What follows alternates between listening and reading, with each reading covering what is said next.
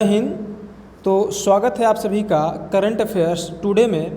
साथियों, आज है 14 अगस्त 2023 और 14 अगस्त 2023 से बनने वाले सभी महत्वपूर्ण करंट अफेयर्स प्रश्नों की चर्चा आज हम इस वीडियो में करने वाले हैं। तो साथियों, बने रहिएगा वीडियो के अंत तक। वीडियो के अंत में जो मैंने कल आपको प्रश्न दिया था उसका उत्तर दिया गया है और आज एक नया प्रश्न भी दिया गया है जिसका उत्तर आपको कमेंट बॉक्स में कमेंट करके बताना है। तो साथियों, जैसा कि आपको पता है, एक नई क्रांति की शुरुआत हमने करा है। हमारा जो पुराना चैनल था वो तो ब्लॉक हो चुका है, तो हम इस नए चैनल पर काम कर रहे हैं और आपके लिए वीडियोस बना रहे हैं करंट अफेयर्स के।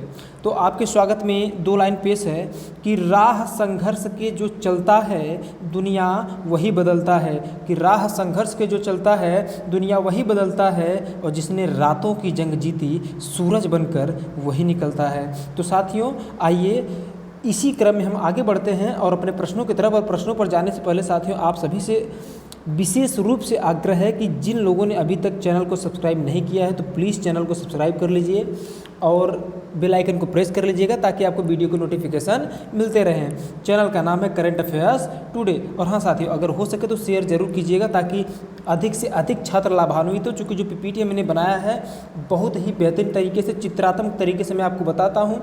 आप एक बार क्लास कीजिए, खुद ही पता चल जाएगा, ठीक है। और मैं आपसे रोजाना सुबह मुलाकात करता हूँ 5 बजे, या तो लाइव में आपसे मिलता हूँ या तो शेड्यूल फॉर्म में, ठीक है। जी हाँ दोस्तों, आइए आज के हमारे पहले प्रश्न पर।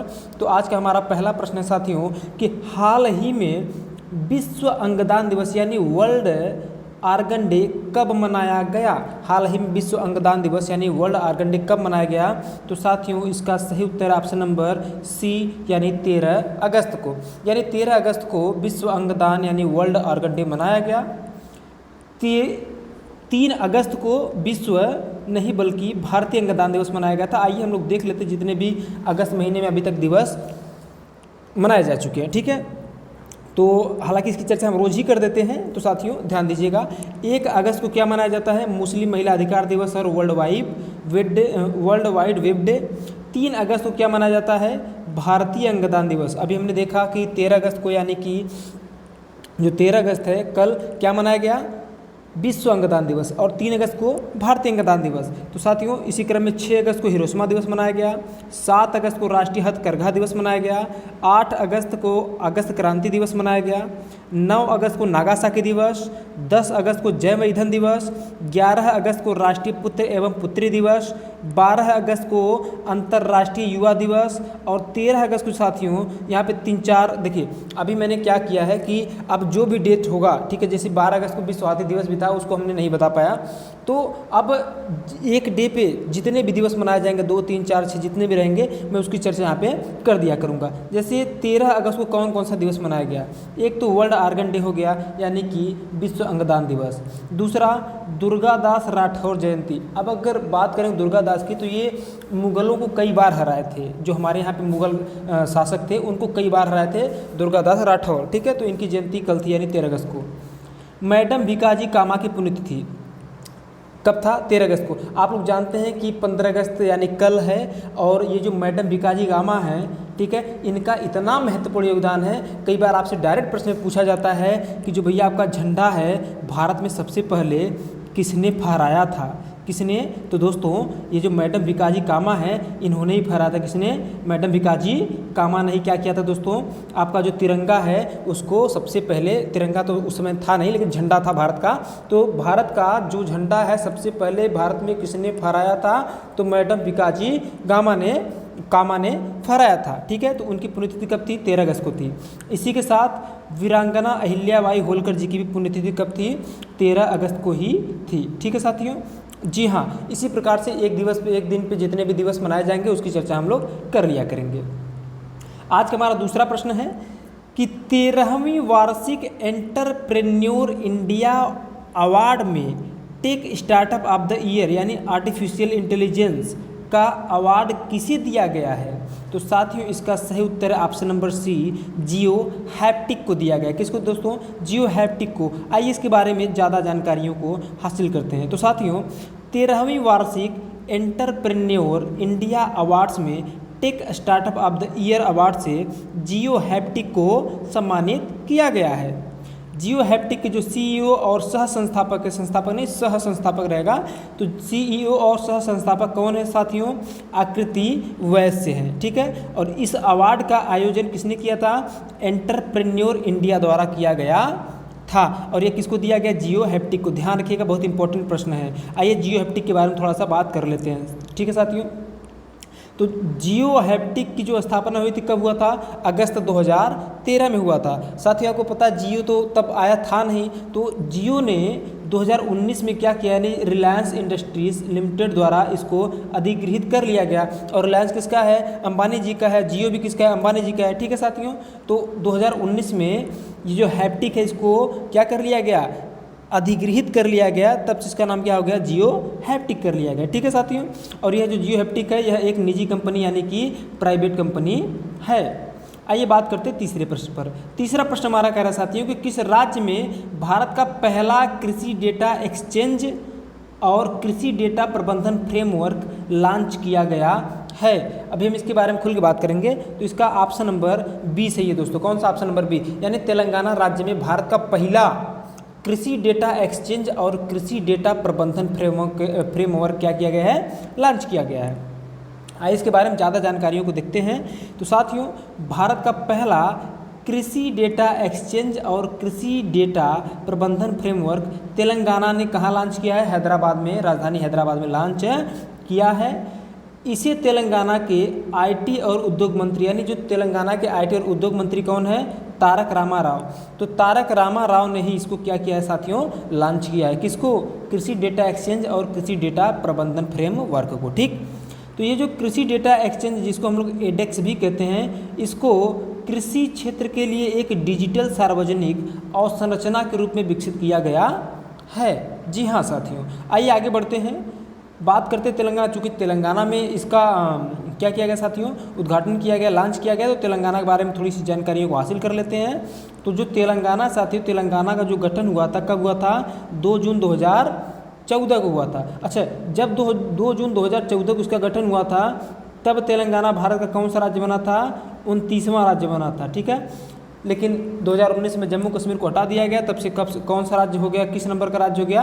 28वां हो गया, ठीक है साथियों। जी हाँ, तो गठन 2 जून 2014, राजधानी हैदराबाद हो गया, जिला कितने हैं तेलंगाना में? 33। अच्छा साथियों, एक बार प्रश्न आपसे पूछा जाता है कि जो तेलंगाना किस राज्य को काट के बनाया गया था? तो हैदराबाद, सॉरी आंध्र प्रदेश राज्य को काट के बनाया गया था। तो तेलंगाना की भाषा क्या है? तेलुगु। तेलंगाना में लोकसभा सीटें कितनी हैं? 17। राज्यसभा सीटें कितनी हैं? 7। विधानसभा सीटें कितनी हैं? 119। तेलंगाना के मुख्यमंत्री कौन है? के चंद्रशेखर राव। और तेलंगाना के राज्यपाल कौन है? तमिलिसै सौंदरराजन है, ठीक है साथियों। यहाँ पर ये जो आपको मैं यहाँ गोला मार्क कर रहा हूँ, जो रेड वाला चित्र मतलब क्षेत्र आपको दिख रहा है भारत के मैप में, वो कौन सा राज्य है? तेलंगाना राज्य है, ठीक है साथियों। जी हाँ, आइए आगे बढ़ते हैं अगले प्रश्न पर। और अगले प्रश्न से पहले आपके लिए सूचना है, जानकारी है कि यदि आप लोग कोई भी क्वेरी से कोई भी समस्या है तो दिए गए व्हाट्सएप नंबर पे आप फ़ोन भी कर सकते हैं और व्हाट्सएप भी कर सकते हैं। दोनों सुविधाएं आपके लिए उपलब्ध हैं। और हाँ, ये जो वीडियो है इसका अगर आपको पीडीएफ चाहिए तो आपको इसी नंबर पे व्हाट्सएप करना है, आपको मिल जाएगा। या हमारा जो इंस्टा आईडी है करेंट अफेयर्स टुडे, देख रहे हैं यहाँ बीच में 2 गैप है, मतलब कि 2 डॉट लगाया गया है, यहाँ भी 1 डॉट लगाएंगे तो नहीं मिल पाएगा, ठीक है। करेंट अफेयर्स टुडे को सर्च करेंगे, मिल जाएगा। हमारे यूट्यूब के लोगों के साथ वहाँ पे पड़ा हुआ है, चाहे तो आप वहाँ से प्राप्त कर लीजिए, चाहे तो व्हाट्सअप डायरेक्ट करके आप प्राप्त कर सकते हैं इस वीडियो का पीडीएफ। इस वीडियो का नहीं बल्कि जितने भी वीडियो हम डाले हैं सबका मिल जाएगा, ठीक है। जी हाँ दोस्तों, आइए बात करते हैं चौथे प्रश्न पर। तो चौथा प्रश्न है साथियों कि अटल इनोवेशन मिशन और नीति आयोग ने किसके सहयोग से national space innovation challenge 2023 launch किया है? किसके सहयोग से? तो साथियों इसका ऑप्शन नंबर ए सही है, इसरो के सहयोग से। किसके सहयोग से? इसरो के सहयोग से। तो आइए साथियों जानते हैं नेशनल स्पेस इनोवेशन चैलेंज 2023 के बारे में, ठीक है। तो साथियों अटल इनोवेशन मिशन और नीति आयोग ने इसरो के सहयोग से national space innovation challenge 2023 launch किया। ये है क्या साथियों, आइए जानते हैं। तो अटल इनोवेशन मिशन और नीति आयोग ने इसरो के सहयोग से स्कूली छात्रों के लिए किसके लिए साथियों, किसके लिए, स्कूली छात्रों के लिए नेशनल स्पेस इनोवेशन चैलेंज 2023 की शुरुआत की है। ठीक है, ये किसके लिए है, स्कूली छात्रों के लिए है।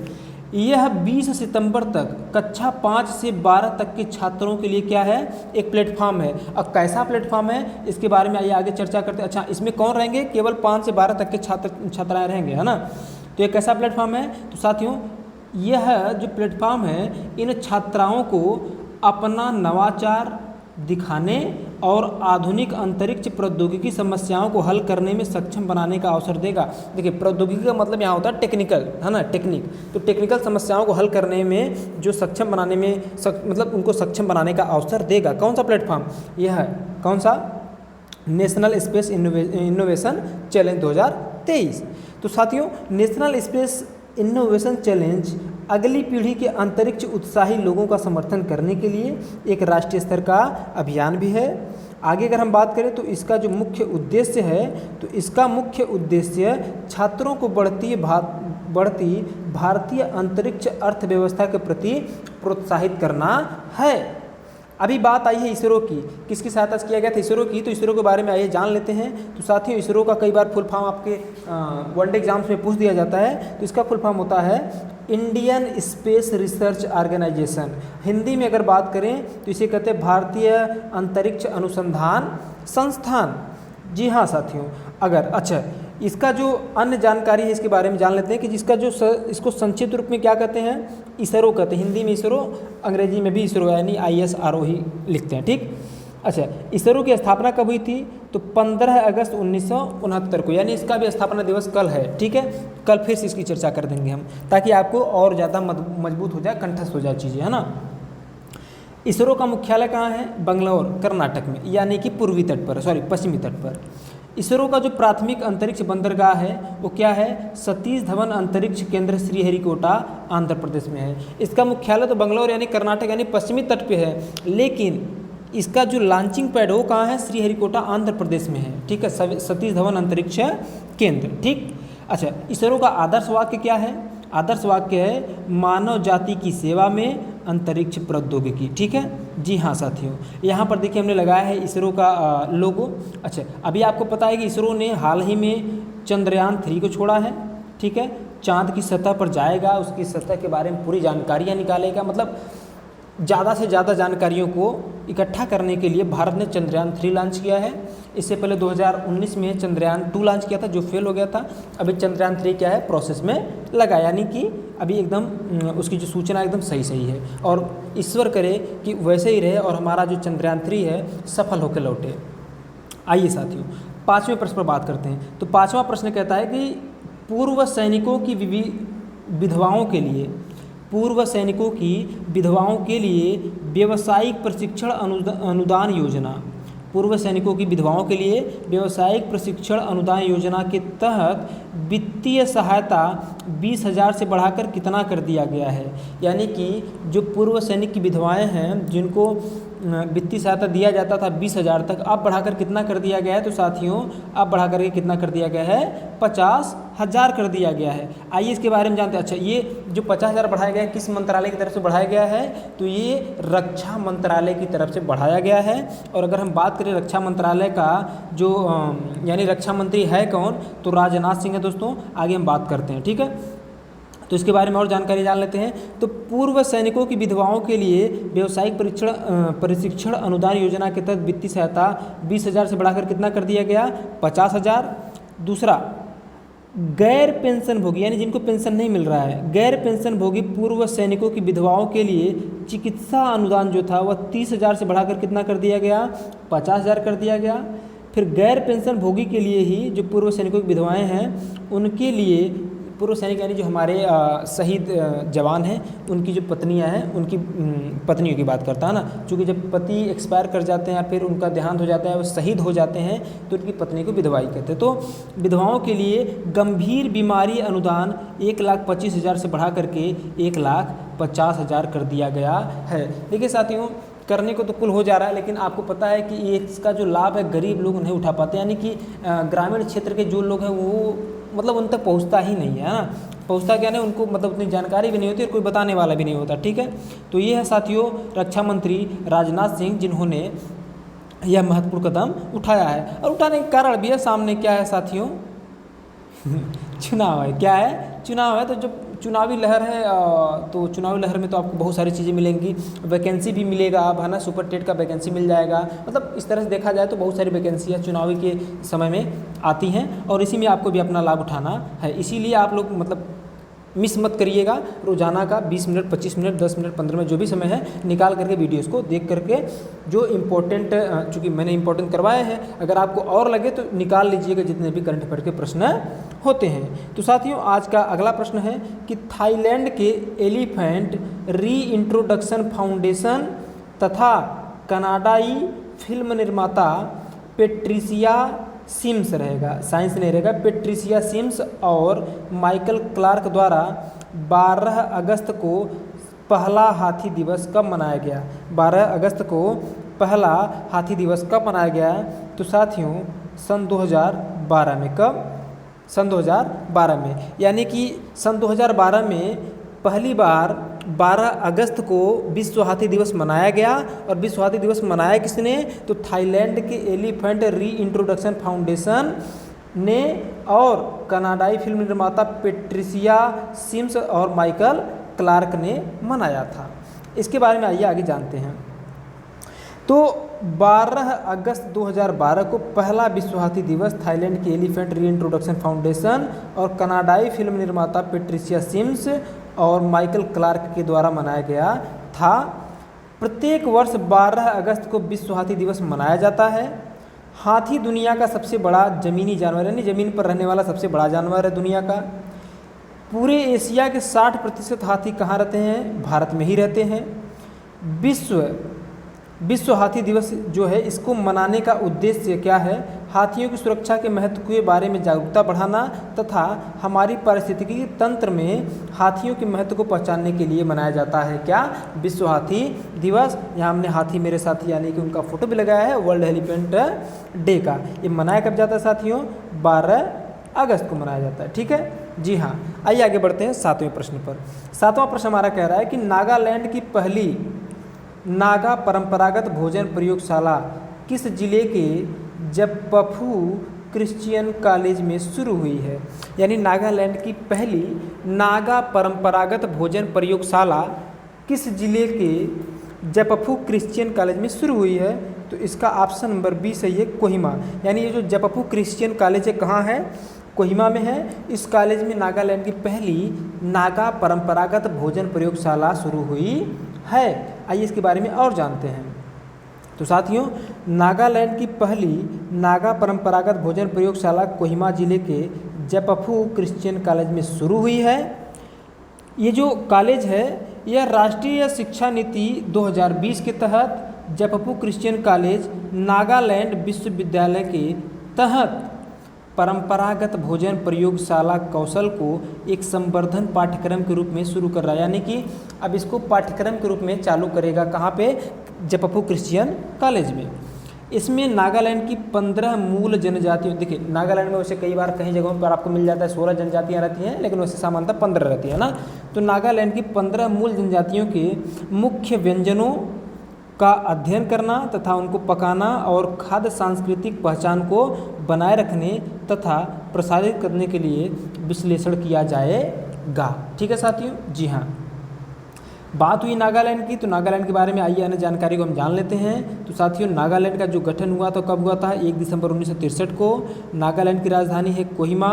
नागालैंड की जो राजकीय भाषा है यानी राजभाषा है वो अंग्रेजी है यानी इंग्लिश है। नागालैंड में जो जिलों की संख्या 12 है, लोकसभा सीटों की संख्या 1 है, राज्यसभा की भी कितना है? 1 ही है, लेकिन विधानसभा कितना है?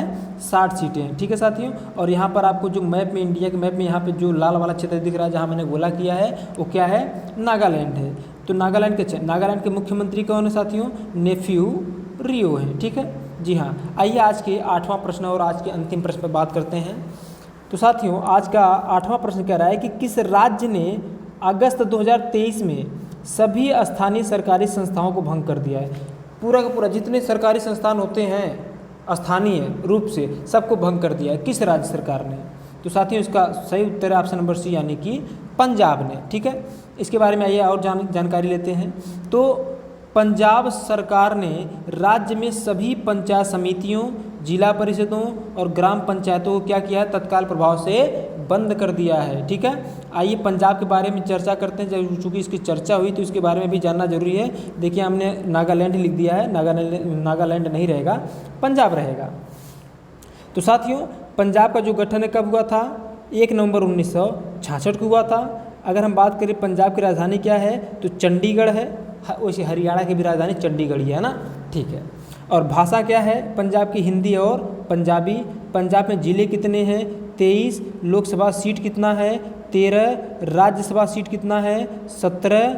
विधानसभा सीट कितना है? राज्यसभा सीट 7 है, विधानसभा सीट 117 है। पंजाब के मुख्यमंत्री है भगवंत मान जो कि आम आदमी पार्टी के हैं। राज्यपाल कौन है? बनवारी लाल पुरोहित। और जो पंजाब का हाई कोर्ट है जिसको उच्च न्यायालय कहते हैं वो केवल पंजाब का ही नहीं बल्कि हरियाणा का भी है। कहाँ का? हरियाणा का। यानी कि एक ही उच्च न्यायालय में पंजाब और हरियाणा दोनों ही जगहों के जो वाद विवाद होते हैं, केस होते हैं, उनकी सुनवाई होती है। यानी हरियाणा का और पंजाब का दोनों का ही केवल एक उच्च न्यायालय है। ठीक है, जी हाँ साथियों, आइए आगे बढ़ते हैं। अच्छा, 8 प्रश्न हो गया आज का हमारा, जो कि बहुत इंपॉर्टेंट था। ये प्रीवियस क्वेश्चन है जिसके बारे में हमने कल चर्चा किया था।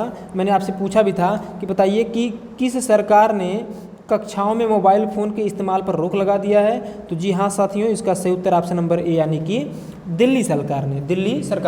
तो दिल्ली सरकार ने कक्षाओं में मोबाइल फ़ोन के इस्तेमाल पर क्या कर दिया है? रोक लगा दिया है। और आज के लिए आपको जो क्वेश्चन दिया जा रहा है बहुत ही इंपॉर्टेंट है। कह रहा है कि किस स्थान पर भारतीय कला की महिमा पर प्रदर्शनी और फिल्म बिरकोना प्रीति लता की स्क्रीनिंग आयोजित की गई है। जैसे आप लोग देखे होंगे कि कई बार गाड़ियाँ होती जो 4 व्हीलर्स होते हैं या फिर जो ढलाई वाली होती, मतलब 4 व्हीलर्स होता है, उस पर स्क्रीन बड़ा सा लगा रहता है जो प्रचार के लिए खास करके राजनीतिक पार्टियाँ यूज़ करती हैं। ठीक उसी प्रकार से है। तो स्क्रीनिंग आयोजित किया गया कहाँ पे? ये 4 ऑप्शन आपके पास, ढाका में या थिम्पू में या काठमांडू में या कोलंबो में। तो ये इसमें से कहाँ पर आयोजित किया गया है उसको आपको बताना है। ठीक है, जी हाँ साथियों। और इसी के साथ आगे हम बढ़ें तो साथियों आपसे एक बार पुनः आग्रह है कि आप लोग चैनल को सब्सक्राइब अवश्य करें। आपके लिए हम और मेहनत करेंगे, आपको जो भी चीज़ें चाहिए हम यहाँ से देंगे, तो चिंता करने की कोई बात नहीं है। आप जिस भी चीज़ की तैयारी करें, हालांकि हमने आपको व्हाट्सअप नंबर भी दे दिया है, इंस्टा आईडी भी दे दिया है, तो जो भी क्वेरीज हो आप वहाँ से उसकी हल को जान सकते, समस्या को पूछ सकते हैं। तो साथियों हम आपसे रोज़ाना मुलाकात करते सुबह 5 बजे, तो हर रोज़ हम आपका इंतज़ार करते रहेंगे और आप लोग आते रहिएगा और हमारा और आपका प्यार ऐसे ही बना रहेगा। और साथियों इसी के साथ वीडियो देखने के लिए आप सभी का बहुत बहुत धन्यवाद।